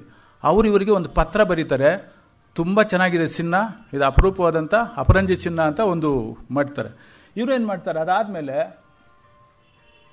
ಇವರು ಹೋಗಿ ಮಡ್ರಾಸ್ ಪ್ರೆಸಿಡೆನ್ಸಿಯಲ್ಲಿ ರಿಕ್ವೆಸ್ಟ್ ಮಾಡಿ ಇದು ಮೈಸೂರಿಗೆ ಹೋಗ್ಬಿಟ್ಟು ರಿಕ್ವೆಸ್ಟ್ ಮಾಡಿಕೊಳ್ತಾರೆ, ದಯವಿಟ್ಟು ಅಲ್ಲಿ ಚಿನ್ನವನ್ನು ಏನಾದರೂ ಮಾಡಿ ಗಣಿಗಳನ್ನು ಮತ್ತೆ ಓಪನ್ ಮಾಡಿ ಅಂತ ಹೇಳ್ತಾರೆ. ಮತ್ತು ಬೇತ್ಮಂಗಳದಲ್ಲೂ ಒಬ್ಬ ತಹಸೀಲ್ದಾರ್ ಇರ್ತಾರೆ, ಅವ್ರ ಹತ್ರ ಹೋಗಿ ಇವ್ರಿಗೆ ಹೇಳ್ತಾರೆ, ನೋಡಿ ಚಿನ್ನ ಈ ಥರ ಇದೆ, ಇದು ಚಿನ್ನ ಗಣಿಗಳನ್ನು ಮಾಡ್ಬೋದು, ನೀವೇನಾದರೂ ಮಾಡಿ ಚಿನ್ನದ ಗಣಿಗಳಲ್ಲಿ ಪ್ರಾರಂಭ ಮಾಡಿ ಅಂತಾರೆ. ಅವ್ರು ಹೇಳ್ತಾರೆ, ಟಿಪ್ಪು ಸುಲ್ತಾನ್ ಕಾಲದಲ್ಲೇ ಇದನ್ನು ಮಾಡಿಬಿಟ್ಬಿಟ್ಟಿದ್ದಾರೆ, ಆ ಕಾಲದಲ್ಲಿ ಚಿನ್ನ ಅಷ್ಟೊಂದು ಇರಲಿಲ್ಲ, ಯಾರು ಕೊಂಡುಕೊಳ್ಳೋರಿಲ್ಲ, ಅದಕ್ಕೆ ಬೆಲೆನೂ ಇರಲಿಲ್ಲ, ಹಾಗಾಗಿ ಚಿನ್ನವನ್ನು ಮಾಡೋದ್ರಿಂದ ನಮಗೇನು ಲಾಭ ಆಗೋದಿಲ್ಲ, ನೀವು ಹೋಗು ಅಂತಾರೆ. ಅವ್ರೇನು ಮಾಡ್ತಾರೆ, ಒಂದಷ್ಟು ಫ್ರೆಂಡ್ಸ್ನಿಂದ ಕರ್ಕೊಂಡೋಗಿ ಎಲ್ಲ ಒಂದಷ್ಟು ಚಿನ್ನ ಎಲ್ಲ ಮಾಡ್ಕೊಂಡು ಏನೇನೋ ಮಾಡ್ತಾರೆ, ಬಟ್ ಲಾಸ್ ಆಗಿಬಿಡುತ್ತೆ ಪಾಪ. ಅವರು ವಾಪಸ್ಸು ಹೊರಟೋಗ್ತಾರೆ. ಅದಾದಮೇಲೆ ಮತ್ತೆ ಇದೆಲ್ಲ ಆಯಿತು. ಒಂದು ಏಷ್ಯಾಟಿಕ್ ಜರ್ನಲ್ ಅಂತ ಒಂದು ಆ ಕಾಲದಲ್ಲಿ ಪ್ರಖ್ಯಾತ ಒಂದು ಪತ್ರಿಕೆಯಲ್ಲಿ ಕೆಜಿಎಫ್ ಏರಿಯಾದಲ್ಲಿ ಚಿನ್ನ ಸಿಗ್ತಾ ಇದೆ ಅಂತ ಒಂದು ಲೇಖನಗಳು ಬರೀತಾರೆ, ರಿಪೋರ್ಟ್ಸ್ ಬರೀತಾರೆ. ಆ ರಿಪೋರ್ಟ್ಸ್ ಬರೆದಾಗ ಅವು ಬಹಳಷ್ಟು ಜನ ನೋಡ್ಬಿಟ್ಟು ಈ ಕಡೆ ಎಲ್ಲ ಬರ್ತಾರೆ, ಹುಡುಕೊಂಡು ಚಿನ್ನ ಎಲ್ಲಿ ಸಿಗುತ್ತೆ ಏನಂತ ಹುಡುಕೊಂಡು ಬರ್ತಾರೆ. ಸಾಕಷ್ಟು ಕಂಪನಿಗಳು ಕೂಡ, ಬ್ರಿಟಿಷ್ ಕಂಪನಿಗಳು, ಅವರೆಲ್ಲ ಫ್ರೀ ಆವಾಗ ಈಸಿಯಾಗಿ ಬರ್ಬೋದಾಗಿತ್ತು, ಬರ್ತಾರೆ, ಒಂದಷ್ಟು ದುಡ್ಡೆಲ್ಲ ಇನ್ವೆಸ್ಟ್ ಮಾಡ್ತಾರೆ, ಏನೇನೋ ಕೆಲಸಗಳನ್ನು ನಡೆಯುತ್ತೆ. ಅದಾದಮೇಲೆ ಅವ್ರು ವಾಪಸ್ ಹೊರಟೋಗ್ತಾರೆ, ಅವ್ರು ಲಾಭ ಆಗಲ್ಲ ಪಾಪ. ಮತ್ತೆ ಅದಾದಮೇಲೆ 60-70 ವರ್ಷಗಳಾದಮೇಲೆ ಮತ್ತೆ ಮೈಕಲ್ ಲ್ಯಾವೆಲ್ಲೆ ಅಂತ ಒಬ್ಬ ಬ್ರಿಟಿಷ್ ಆಫೀಸರ್ ಬರ್ತಾನೆ. ಅವರು 1874ರಲ್ಲಿ ಒಂದು ಲೆಟರ್ ಬರೀತಾರೆ ಮೈಸೂರು ಸರ್ಕಾರಕ್ಕೆ, ಈ ಥರ ಕೆಜಿಎಫ್ ಏರಿಯಾದಲ್ಲಿ ಚಿನ್ನ ಸಿಗ್ತಾ ಇದೆ ಅಂತ ಹೇಳಲ್ಲ, ಅವ್ರೇನು ಮಾಡ್ತಾರೆ, ಕೋಲ್ ಸಿಗ್ತಾ ಇದೆ, ಇದ್ದಲು ಸಿಗ್ತಾ ಇದೆ, ಇದ್ದಲು ಗಣಿ ಮಾಡೋದಕ್ಕೆ ನನಗೆ ಪರ್ಮಿಷನ್ ಕೊಡಿ ಅಂತ ಒಂದು ಲೆಟರ್ ಬರೀತಾರೆ. ಬಟ್ ಸರ್ಕಾರಕ್ಕೆ ಗೊತ್ತು ಅಲ್ಲಿ ಇದ್ದಲು ಸಿಗಲ್ಲ, ಚಿನ್ನ ಸಿಗುತ್ತಾ ಅಂತ. ಅವರೊಂದು ಲೆಟರ್ ಬರೀತಾರೆ, ಆಯ್ತಪ್ಪ ನೀನು ಇದ್ಲು ಬಿಟ್ಟು ಬೇರೆ ಏನೂ ತೆಗಿಬಾರ್ದು, ಇದ್ಲು ಮಾತ್ರ ತಗೋ ಅಂತ ಪರ್ಮಿಷನ್ ಕೊಡ್ತಾರೆ. ಗೌರ್ಮೆಂಟ್ ಆಫ್ ಇಂಡಿಯಾ ಗಣಿಗಳು ಪ್ರಾರಂಭ ಆಗೋದಕ್ಕಿಂತ ಇದುವರೆಗೂ ನೀರನ್ನೆಲ್ಲ ಮೇಲಕ್ಕೆ ತೆಗೆದು ಪಂಪ್ ಮಾಡ್ತಾ ಇದ್ರು. ನೀರನ್ನು ಪಂಪ್ ಮಾಡದೆ ಬಿಟ್ಬಿಟ್ರೆ ನಿಲ್ತಾ ನೀರು ಸೆಟ್ಲ್ ಆಗ್ತಾ ಆಗ್ತಾ ಆಗ್ತಾ ಆಗ್ತಾ ಮೇಲಕ್ಕೆ ಹೋಗ್ಬಿಡುತ್ತೆ. ಇವರು ಬುದ್ಧಿವಂತರಾಗಿದ್ದರೆ ನೀರು ತೆಗಿತಾನೇ ಇರಬೇಕಾಗಿತ್ತು. ಇವರೇನು ಮಾಡಿಬಿಟ್ರು, ಕರೆಂಟೇ ಕಟ್ ಮಾಡಿಬಿಟ್ರು. ಕರೆಂಟ್ ಕಟ್ ಮಾಡಿಬಿಟ್ರೆ ಏನಾಯಿತು, ನೀರು ಇಳಿತಾ ಹೋಯ್ತು, ಇಳಿದು ನಾವು ಸರ್ಫೇಸ್ವರೆಗೂ ನೀರಿದೆ. ಕೆಲವು ಮೇಲ್ಗಡೆ ಬರ್ತದೆ, ಮಳೆಗಾಲ ಬಂದ್ಬಿಟ್ರೆ ನೀರು ಮೇಲ್ಗಡೆ ಬರ್ತಾ ಇದೆ. ಅಂದರೆ 8 ಕಿಲೋಮೀಟರ್ ಉದ್ದ, 2 ಕಿಲೋಮೀಟರ್ ಆಗಲ್ಲ, ಎಲ್ಲ ಟನಲ್ಸು ನೀರು ತುಂಬಿಕೊಂಡಿದೆ. ಏನೇನು ಇಕ್ವಿಪ್ಮೆಂಟ್ಸ್ ಬಿಟ್ಟಿತ್ತು ಅವೆಲ್ಲ ಕೂಡ ಹೋಗಿದೆ. ಎವ್ರಿಥಿಂಗ್ ಇಸ್ ಒಂದು ದೊಡ್ಡ ಗುಂಡಿ ಆಗಿದೆ ಇದು. ಈಗ ಇವರು ಈ ಗಣಿಗಳನ್ನು ನಾವು ಓಪನ್ ಮಾಡಿಬಿಡ್ತೀವಿ ಅಂತ ಹೇಳಿದ್ರೆ ಹೆಂಗೆ ಓಪನ್ ಮಾಡ್ತಾರೆ ಸರ್? ಇದನ್ನು ಯಾರು ಕೂಡ ಪ್ರಶ್ನೆ ಮಾಡ್ತಾ ಇಲ್ಲ, ನಮ್ಮಂಥವ್ರನ್ನ ಅವ್ರು ಕೇಳೋದಿಲ್ಲ. So now this is the situation. ಈಗ ಕೋರ್ಟ್ನವರೇ ನೀವು ಗಣಿ ಓಪನ್ ಮಾಡಿಬಿಡ್ರಿ ಅಂತ ಸುಪ್ರೀಂ ಕೋರ್ಟ್ನವ್ರು ಹೇಳ್ತಾರೆ. ಅವ್ರಿಗೆಲ್ಲ ಗೊತ್ತಿರುತ್ತೆ, ಗೊತ್ತಿಲ್ಲದೆ ಇರೋದು ಏನೂ ಇರೋದಿಲ್ಲ. But this is the play they are playing against the poor labourers. ಆ ಬಡ ಲೇಬರ್ಗಳಿಗೆ ಸುಳ್ಳು ಹೇಳ್ಬಿಟ್ಟು ನನ್ನ ಹೆಸರುಗಳಲ್ಲಿ ಹೇಳ್ಬಾರ್ದು, ಪೊಲಿಟಿಷಿಯನ್ಸ್ ಹೆಸರುಗಳಲ್ಲಿ ಹೇಳ್ಬಾರ್ದು. ಸೊ ಅವರೆಲ್ಲ ಬಂದು ಒಂದೊಂದು ಯಾವುದೋ ಎಲೆಕ್ಷನ್ ಆದಾಗ ಒಂದು ಸ್ಟೇಟ್ಮೆಂಟ್ ಕೊಡ್ತಾರೆ, ಇನ್ನೇನೋ ಮಾಡ್ತಾರೆ, ಗೆದ್ಕೊಂಡು ಹೊರಟೋಗ್ತಾರೆ. ಇನ್ನೊಂದು 5 ವರ್ಷ ಅಷ್ಟೇ ಮುಗೀತು. ಇವರು ಪಾಪ ತೆಗಿತಾರೆ ಅಂತ ಇವರು ಪೇಪರ್ಗಳವರು ಇನ್ನೊಂದು ರಾಂಗ್ ಇನ್ಫಾರ್ಮೇಷನ್ಸು. ಪೇಪರ್ನಲ್ಲಿ ಬರೋದೆಲ್ಲ ರಾಂಗ್ ಇನ್ಫಾರ್ಮೇಷನ್ಸ್, ಪಾಸಿಟಿವ್ ಇರಲ್ಲ, ನೆಗೆಟಿವ್ ಇಲ್ಲ. ನೀವು ಟಿ ವಿಗಳಲ್ಲಿ ನೋಡ್ತಾ ಇದ್ದೀರಲ್ಲ, ಟಿ ವಿ ನ್ಯೂಸ್ಗಳು. So this is the situation. Everybody is playing against poor people. So ಈಗ ನಮಗೆ ಗೊತ್ತಾದಂಗೆ ವಾಸುದೇವನ್ ಸಾರ್ ಕೂಡ ಇದ್ದಾರೆ. ನಾವು ಒಂದು 2 ತಿಂಗಳಾದಮೇಲೆ ವರ್ಕ್ಶಾಪ್ ಒಂದು ಮಾಡ್ತಾ ಇದ್ವಿ KGFನಲ್ಲಿ. ಅದು ಕೂಡ ಪಬ್ಲಿಷ್ ಮಾಡಬಾರ್ದು ಅಂತ ನಮಗೆ ನ್ಯೂಸ್ ಪೇಪರ್ನವ್ರು ಏನಾದರೂ ಕೇಳಿ ಅನ್ನೋದು ತಲೆ ಕೆಡ್ಸ್ಕೊಂಡು ಇದು ಮಾಡ್ತಾರೆ ಅಂತ. ಆಲ್ಟರ್ನೇಟಿವ್ ಪ್ರಾಜೆಕ್ಟ್ಸ್ ಏನು ಉಳಿದಿದೆ, ಏನು ಮಾಡಬಹುದು ಅನ್ನೋದೊಂದು ನಾವು ಒಂದು ವರ್ಕ್ಶಾಪ್ ಮಾಡೋದಕ್ಕೆ ಪ್ರಯತ್ನ ಮಾಡ್ತಾ ಇದ್ದೀವಿ. ಸೊ ಇದು ನನ್ನ ಒಪಿನಿಯನ್ ಸರ್, ಇದು ನನ್ನ ಪರ್ಸ್ನಲ್ ಒಪಿನಿಯನ್. ಯಾಕಂದರೆ ಯಾವುದು ಕೂಡ ಒಂದು ಸಂಸ್ಥೆ ಪರವಾಗಿ ಇದ್ರ ಪರವಾಗಿ ನಾನು ರಿಟೈರ್ಡ್ ಆಗ್ಬಿಟ್ಟು ನನಗೇನು ಸಮಸ್ಯೆ ಇಲ್ಲ ಈಗ. I can tell anything. So the Bisanattam ಅಂತ ಒಂದಿದೆ ದಕ್ಷಿಣದಲ್ಲಿ, ಚಿಗುರುಗುಂಟ ಅಂತ ಒಂದು ಆಂಧ್ರದಲ್ಲಿದೆ, ಯಾಪಮಾನ, Mallappakonda mines can be reopened as a pilot mines. ಇವುಗಳನ್ನ ಸಪರೇಟಾಗಿ ಅಲ್ಲೆಲ್ಲೇ ಓಪನ್ ಮಾಡಿ ಆ ಎಲ್ಲ ಓರ್ನ ಒಂದು ಕಡೆಗೆ ತಂದು ಒಂದು ಮಿಲ್ಲು ಮಧ್ಯದಲ್ಲಿ ಒಂದು ಮಿಲ್ ಮಾಡಿಕೊಂಡು ಅದರಲ್ಲಿ ಪ್ರೋಸೆಸ್ ಮಾಡಿ ಗೋಲ್ಡು ತಗೋಬೋದು ಅಂತ. ಆದರೆ ಎಷ್ಟು ಗೋಲ್ಡ್ ಇದೆ ಅನ್ನೋದು ಕೂಡ ನಮ್ಗೆ ಕರೆಕ್ಟಾಗಿಲ್ಲ. ಬಟ್ ಗೋಲ್ಡು 1 ಟನ್ಗೆ 3 ರಿಂದ 5 ಗ್ರಾಮ್ ಇರುವಷ್ಟು ಗೋಲ್ಡು ಸಾಕಷ್ಟಿದೆ ಅನ್ನೋದು ಒಂದು ಗೊತ್ತು. ಒಂದು ಆಸ್ ಪರ್ ರಫ್ ಸ್ಯಾಟಿಸ್ಫ್ಯಾಕ್ಷನ್, ನಮ್ಮ ರಫ್ ಸ್ಯಾಟಿಸ್ಫ್ಯಾಕ್ಷನ್ ಇದು ಸಮಸ್ಯೆ ಏನಂದರೆ 3 ಕಿಲೋಮೀಟರ್ ಕೆಳಗಡೆನೂ ಗೋಲ್ಡ್ ಇದೆ, ತೆಗಿಯೋಕ್ಕಾಗಲ್ಲ. ಹಾಗಾಗಿ ಮೈನಿಂಗ್ ಏನಿದೋ ಮುಖ್ಯವಾಗಿ ನಡೆದಿದ್ದು ಏನು ಮೈನ್ ನಡೀತೋ ಅದನ್ನು ಮರ್ತೇ ಹೋಗಬೇಕು. ಅದನ್ನು ಓಪನ್ ಕಾಸ್ಟ್ ಮೈನಿಂಗ್ ಮಾಡಿಬಿಡ್ತೀವಂತ. ಓಪನ್ ಕಾಸ್ಟ್ ಮೈನಿಂಗ್ ಹೆಂಗೆ ಮಾಡಿಬಿಡ್ತಾರೆ? 8 ಕಿಲೋಮೀಟರ್ ಉದ್ದ ಇದೆ ಅಂದರೆ ನೀವು ಟ್ರಕ್ಗಳಿಗೆ ಇಳಿಬೇಕಾದ್ರೆ ಒಂದು 20 ಕಿಲೋಮೀಟರ್ ಸ್ಕ್ವೇರ್ ಕಿಲೋಮೀಟರ್ನಲ್ಲಿ ಮೈನಿಂಗ್ ಮಾಡಬೇಕು. ಆಗುತ್ತಾ? ಆಗೋದಿಲ್ಲ. And it is not workable. ಅಲ್ಲಿ ಗೋಲ್ಡು ಜಾಸ್ತಿ ಇಲ್ಲ, ಅದೊಂದು. ಆಮೇಲೆ ಇವೆಲ್ಲ ಅದನ್ನು ಮಾಡ್ಬೋದಾಗಿದೆ. ಇನ್ನೊಂದು ಏನಂದರೆ, ಈಗ ನಮಗೆ ಲೆಕ್ಕ, ನಾನೊಂದು ತಪ್ಪು ಲೆಕ್ಕ ಅನಿಸುತ್ತೆ ನನಗೆ. ಈಗ ನಾನು 1647 ಕಿಲೋಮೀಟರ್ಗಳ ಉದ್ದದ ಟನಲ್ಗಳಲ್ಲಿ ನೀರಿದೆ. ಒಬ್ಬರು ಲೆಕ್ಕ ಹೇಳ್ತಾರೆ, ಕೆಲವರು ಲೆಕ್ಕ ಪ್ರಕಾರ ಅದೆಲ್ಲ ಕುಡಿದ್ರೂ ಕೂಡ 1/4 TMC ನೀರಿಲ್ಲ ಅಂತ ಒಂದು ಮಾತಿದೆ. 1/4 TMC ನೀರಿದ್ರೆ ಏನು ಮಾಡ್ಬೋದು? ಏನು ಮಾಡೋಕ್ಕಾಗಲ್ಲ. 1/4 TMC ಅಂದರೆ ಕೂಡ ಸ್ವಲ್ಪ ಕುಡಿಯೋದಕ್ಕೋ ಇದಕ್ಕೋ ಉಪಯೋಗ ಮಾಡ್ಕೋಬೋದು. ಅದನ್ನು ಕೆಲವರು ಅದು ಉಪಯೋಗಕ್ಕೆ ಬರಲ್ಲ ಅಂತ ಹೇಳ್ತಾರೆ, ಅದು ಸುಳ್ಳು. ಈ ನೀರನ್ನು ಖಂಡಿತವಾಗಿ ನಾವು ಉಪಯೋಗ ಮಾಡ್ಕೋಬೋದು. ನಾವೇನು ಕುಡಿಯೋ ನೀರಿಗೆ KGFನಲ್ಲಿ ನೀರೇ ಇಲ್ಲ, ಕನಿಷ್ಠ ಪಕ್ಷ ಅದ್ರ ಬಗ್ಗೆ ಆದರೂ ಜನರು ಯೋಚನೆ ಮಾಡಬೇಕಾಗಿದೆ, ಪೊಲಿಟಿಷಿಯನ್ಸು ಅವರೆಲ್ಲ ಹೇಳ್ಬೇಕಾಗಿದೆ. ಅದನ್ನೇನಾದರೂ ಉಪಯೋಗ ಮಾಡಿಕೊಂಡ್ರೆ ಖಂಡಿತ KGFಗೆ ನೀರು ಕಂಟಿನ್ಯೂ ಆಗಿ ಕೊಡ್ಬೋದು. ಆಮೇಲೆ ಈಗ ಸಿಂಗಾಪುರ್ನಲ್ಲಿ ಅಲ್ಲೆಲ್ಲ ಟಾಯ್ಲೆಟ್ ನೀರನ್ನೆಲ್ಲ ಸ್ಟೇಜ್ 1, ಸ್ಟೇಜ್ 2, ಸ್ಟೇಜ್ 3 ಕನ್ವರ್ಟ್ ಮಾಡಿ ಕುಡಿಯೋಕೆ ಯೂಸ್ ಮಾಡ್ತಾ ಇದ್ದಾರೆ. ಮೈನಿಂಗ್ ನೀರನ್ನ ಯಾಕೆ ಕುಡಿಯೋಕೆ ಯೂಸ್ ಮಾಡಬಾರ್ದು? ಈಗ ಚೆಲ್ಲಘಟ್ಟ ಇದು 2 ನೀರು ಅದೇನೋ ನೀರು ಬಿಡ್ತಾ ಇದ್ದಾರೆ ಕೋಲಾರ ಕೆರೆಗಳಿಗೆ. ಆ ನೀರನ್ನು ನನ್ನ ಒಪಿನಿಯನ್ನು ಖಂಡಿತ ಉಪಯೋಗ ಮಾಡ್ಕೋಬೋದು. ಆದರೆ ಅದನ್ನು ಅದೊಂದು ಇದಿದೆ, BOD ಅಂತ ಹೇಳ್ತಾರೆ, ಬಯಾಲಜಿಕಲ್ ಆಕ್ಸಿಜನ್ ಡಿಮಾಂಡ್ ಅಂತ. ಆ ಬಯಾಲಜಿಕಲ್ ಆಕ್ಸಿಜನ್ ಡಿಮಾಂಡ್ನಲ್ಲಿ 20% ಟ್ರೀಟ್ಮೆಂಟ್ ಮಾಡಿ ಅದನ್ನು ನೀವು ಆರಿಸಬೇಕು. ಅದನ್ನು ಬಿಟ್ಟು ಬೆಳ್ಳಂದೂರು ಕೆರೆ ನೀರನ್ನ ಹಂಗೇನೆ ಆರಿಸ್ತಾ ಇದ್ದಾರೆ. ಈಗ ಅವ್ರೇನಾಗಬೇಕು? ಕೋಲಾರನವ್ರು ಪಾಪ, ಅವ್ರು ನೀರಿಲ್ದಿದ್ರು ಮಳೆ ಇಲ್ದ್ರು ಹೆಂಗೋ ಬದುಕೊಳ್ತಾ ಇದ್ದಾರೆ. ಈಗ ಇದನ್ನು ಬೇರೆ ಬಿಡ್ತಾ ಇದ್ದಾರೆ. ಇಂಥ ಸಮಸ್ಯೆಗಳಿದೆ. ಬಟ್ ಈ ಕೋಲಾರ ಈ ಮೈನಿಂಗ್ ನೀರನ್ನು ಖಂಡಿತ ಉಪಯೋಗ ಮಾಡ್ಕೋಬೋದು ಅಂತ ನನ್ನ ಒಪಿನಿಯನ್.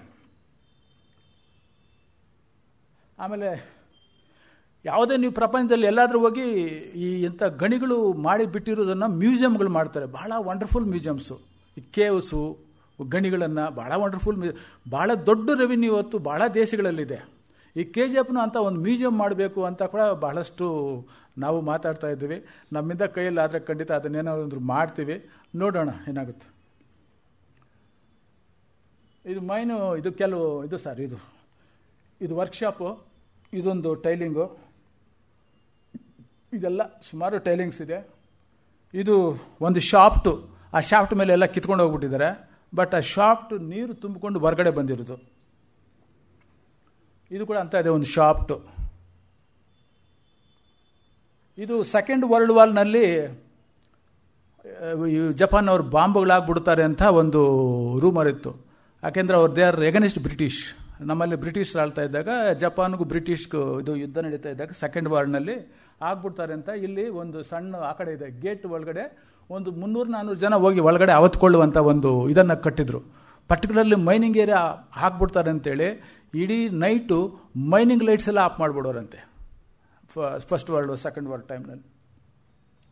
ಇದು ವಾರ್ ಮೆಮೊರಿಯಲ್ಲು. ಇದು ಈಗ ಉಳ್ಕೊಂಡಿರುವಂಥ ಅವಶೇಷಗಳು.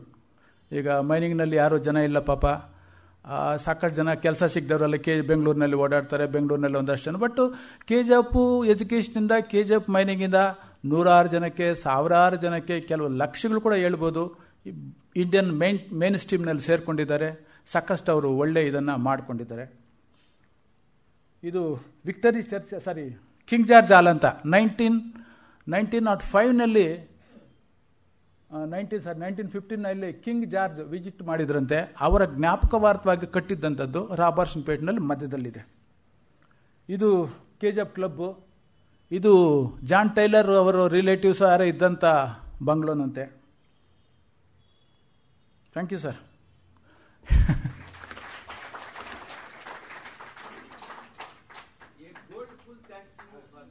Thank you sir. ಗಣಿನೇ ನಡೀತಾ ಇಲ್ವಲ್ಲ ಸೇಫ್ಟಿಗೇನು ಸರ್? ಇದಕ್ಕ ಇವೆಲ್ಲ ಮುಚ್ಚಿದ್ದಾರೆ ಸರ್. ಮುಚ್ಚಿ ಸಿಮೆಂಟ್ ಸ್ಲ್ಯಾಬ್ಸ್ ಹಾಕಿ ಐರನ್ ಸ್ಲ್ಯಾಬ್ಸ್ ಹಾಕಿ ಎಲ್ಲ ಮುಚ್ಚಿದ್ದಾರೆ ಸರ್. ಕೇಳಿ ಸರ್. ಓ ಸರ್ ಹೇಳಿ ಸರ್.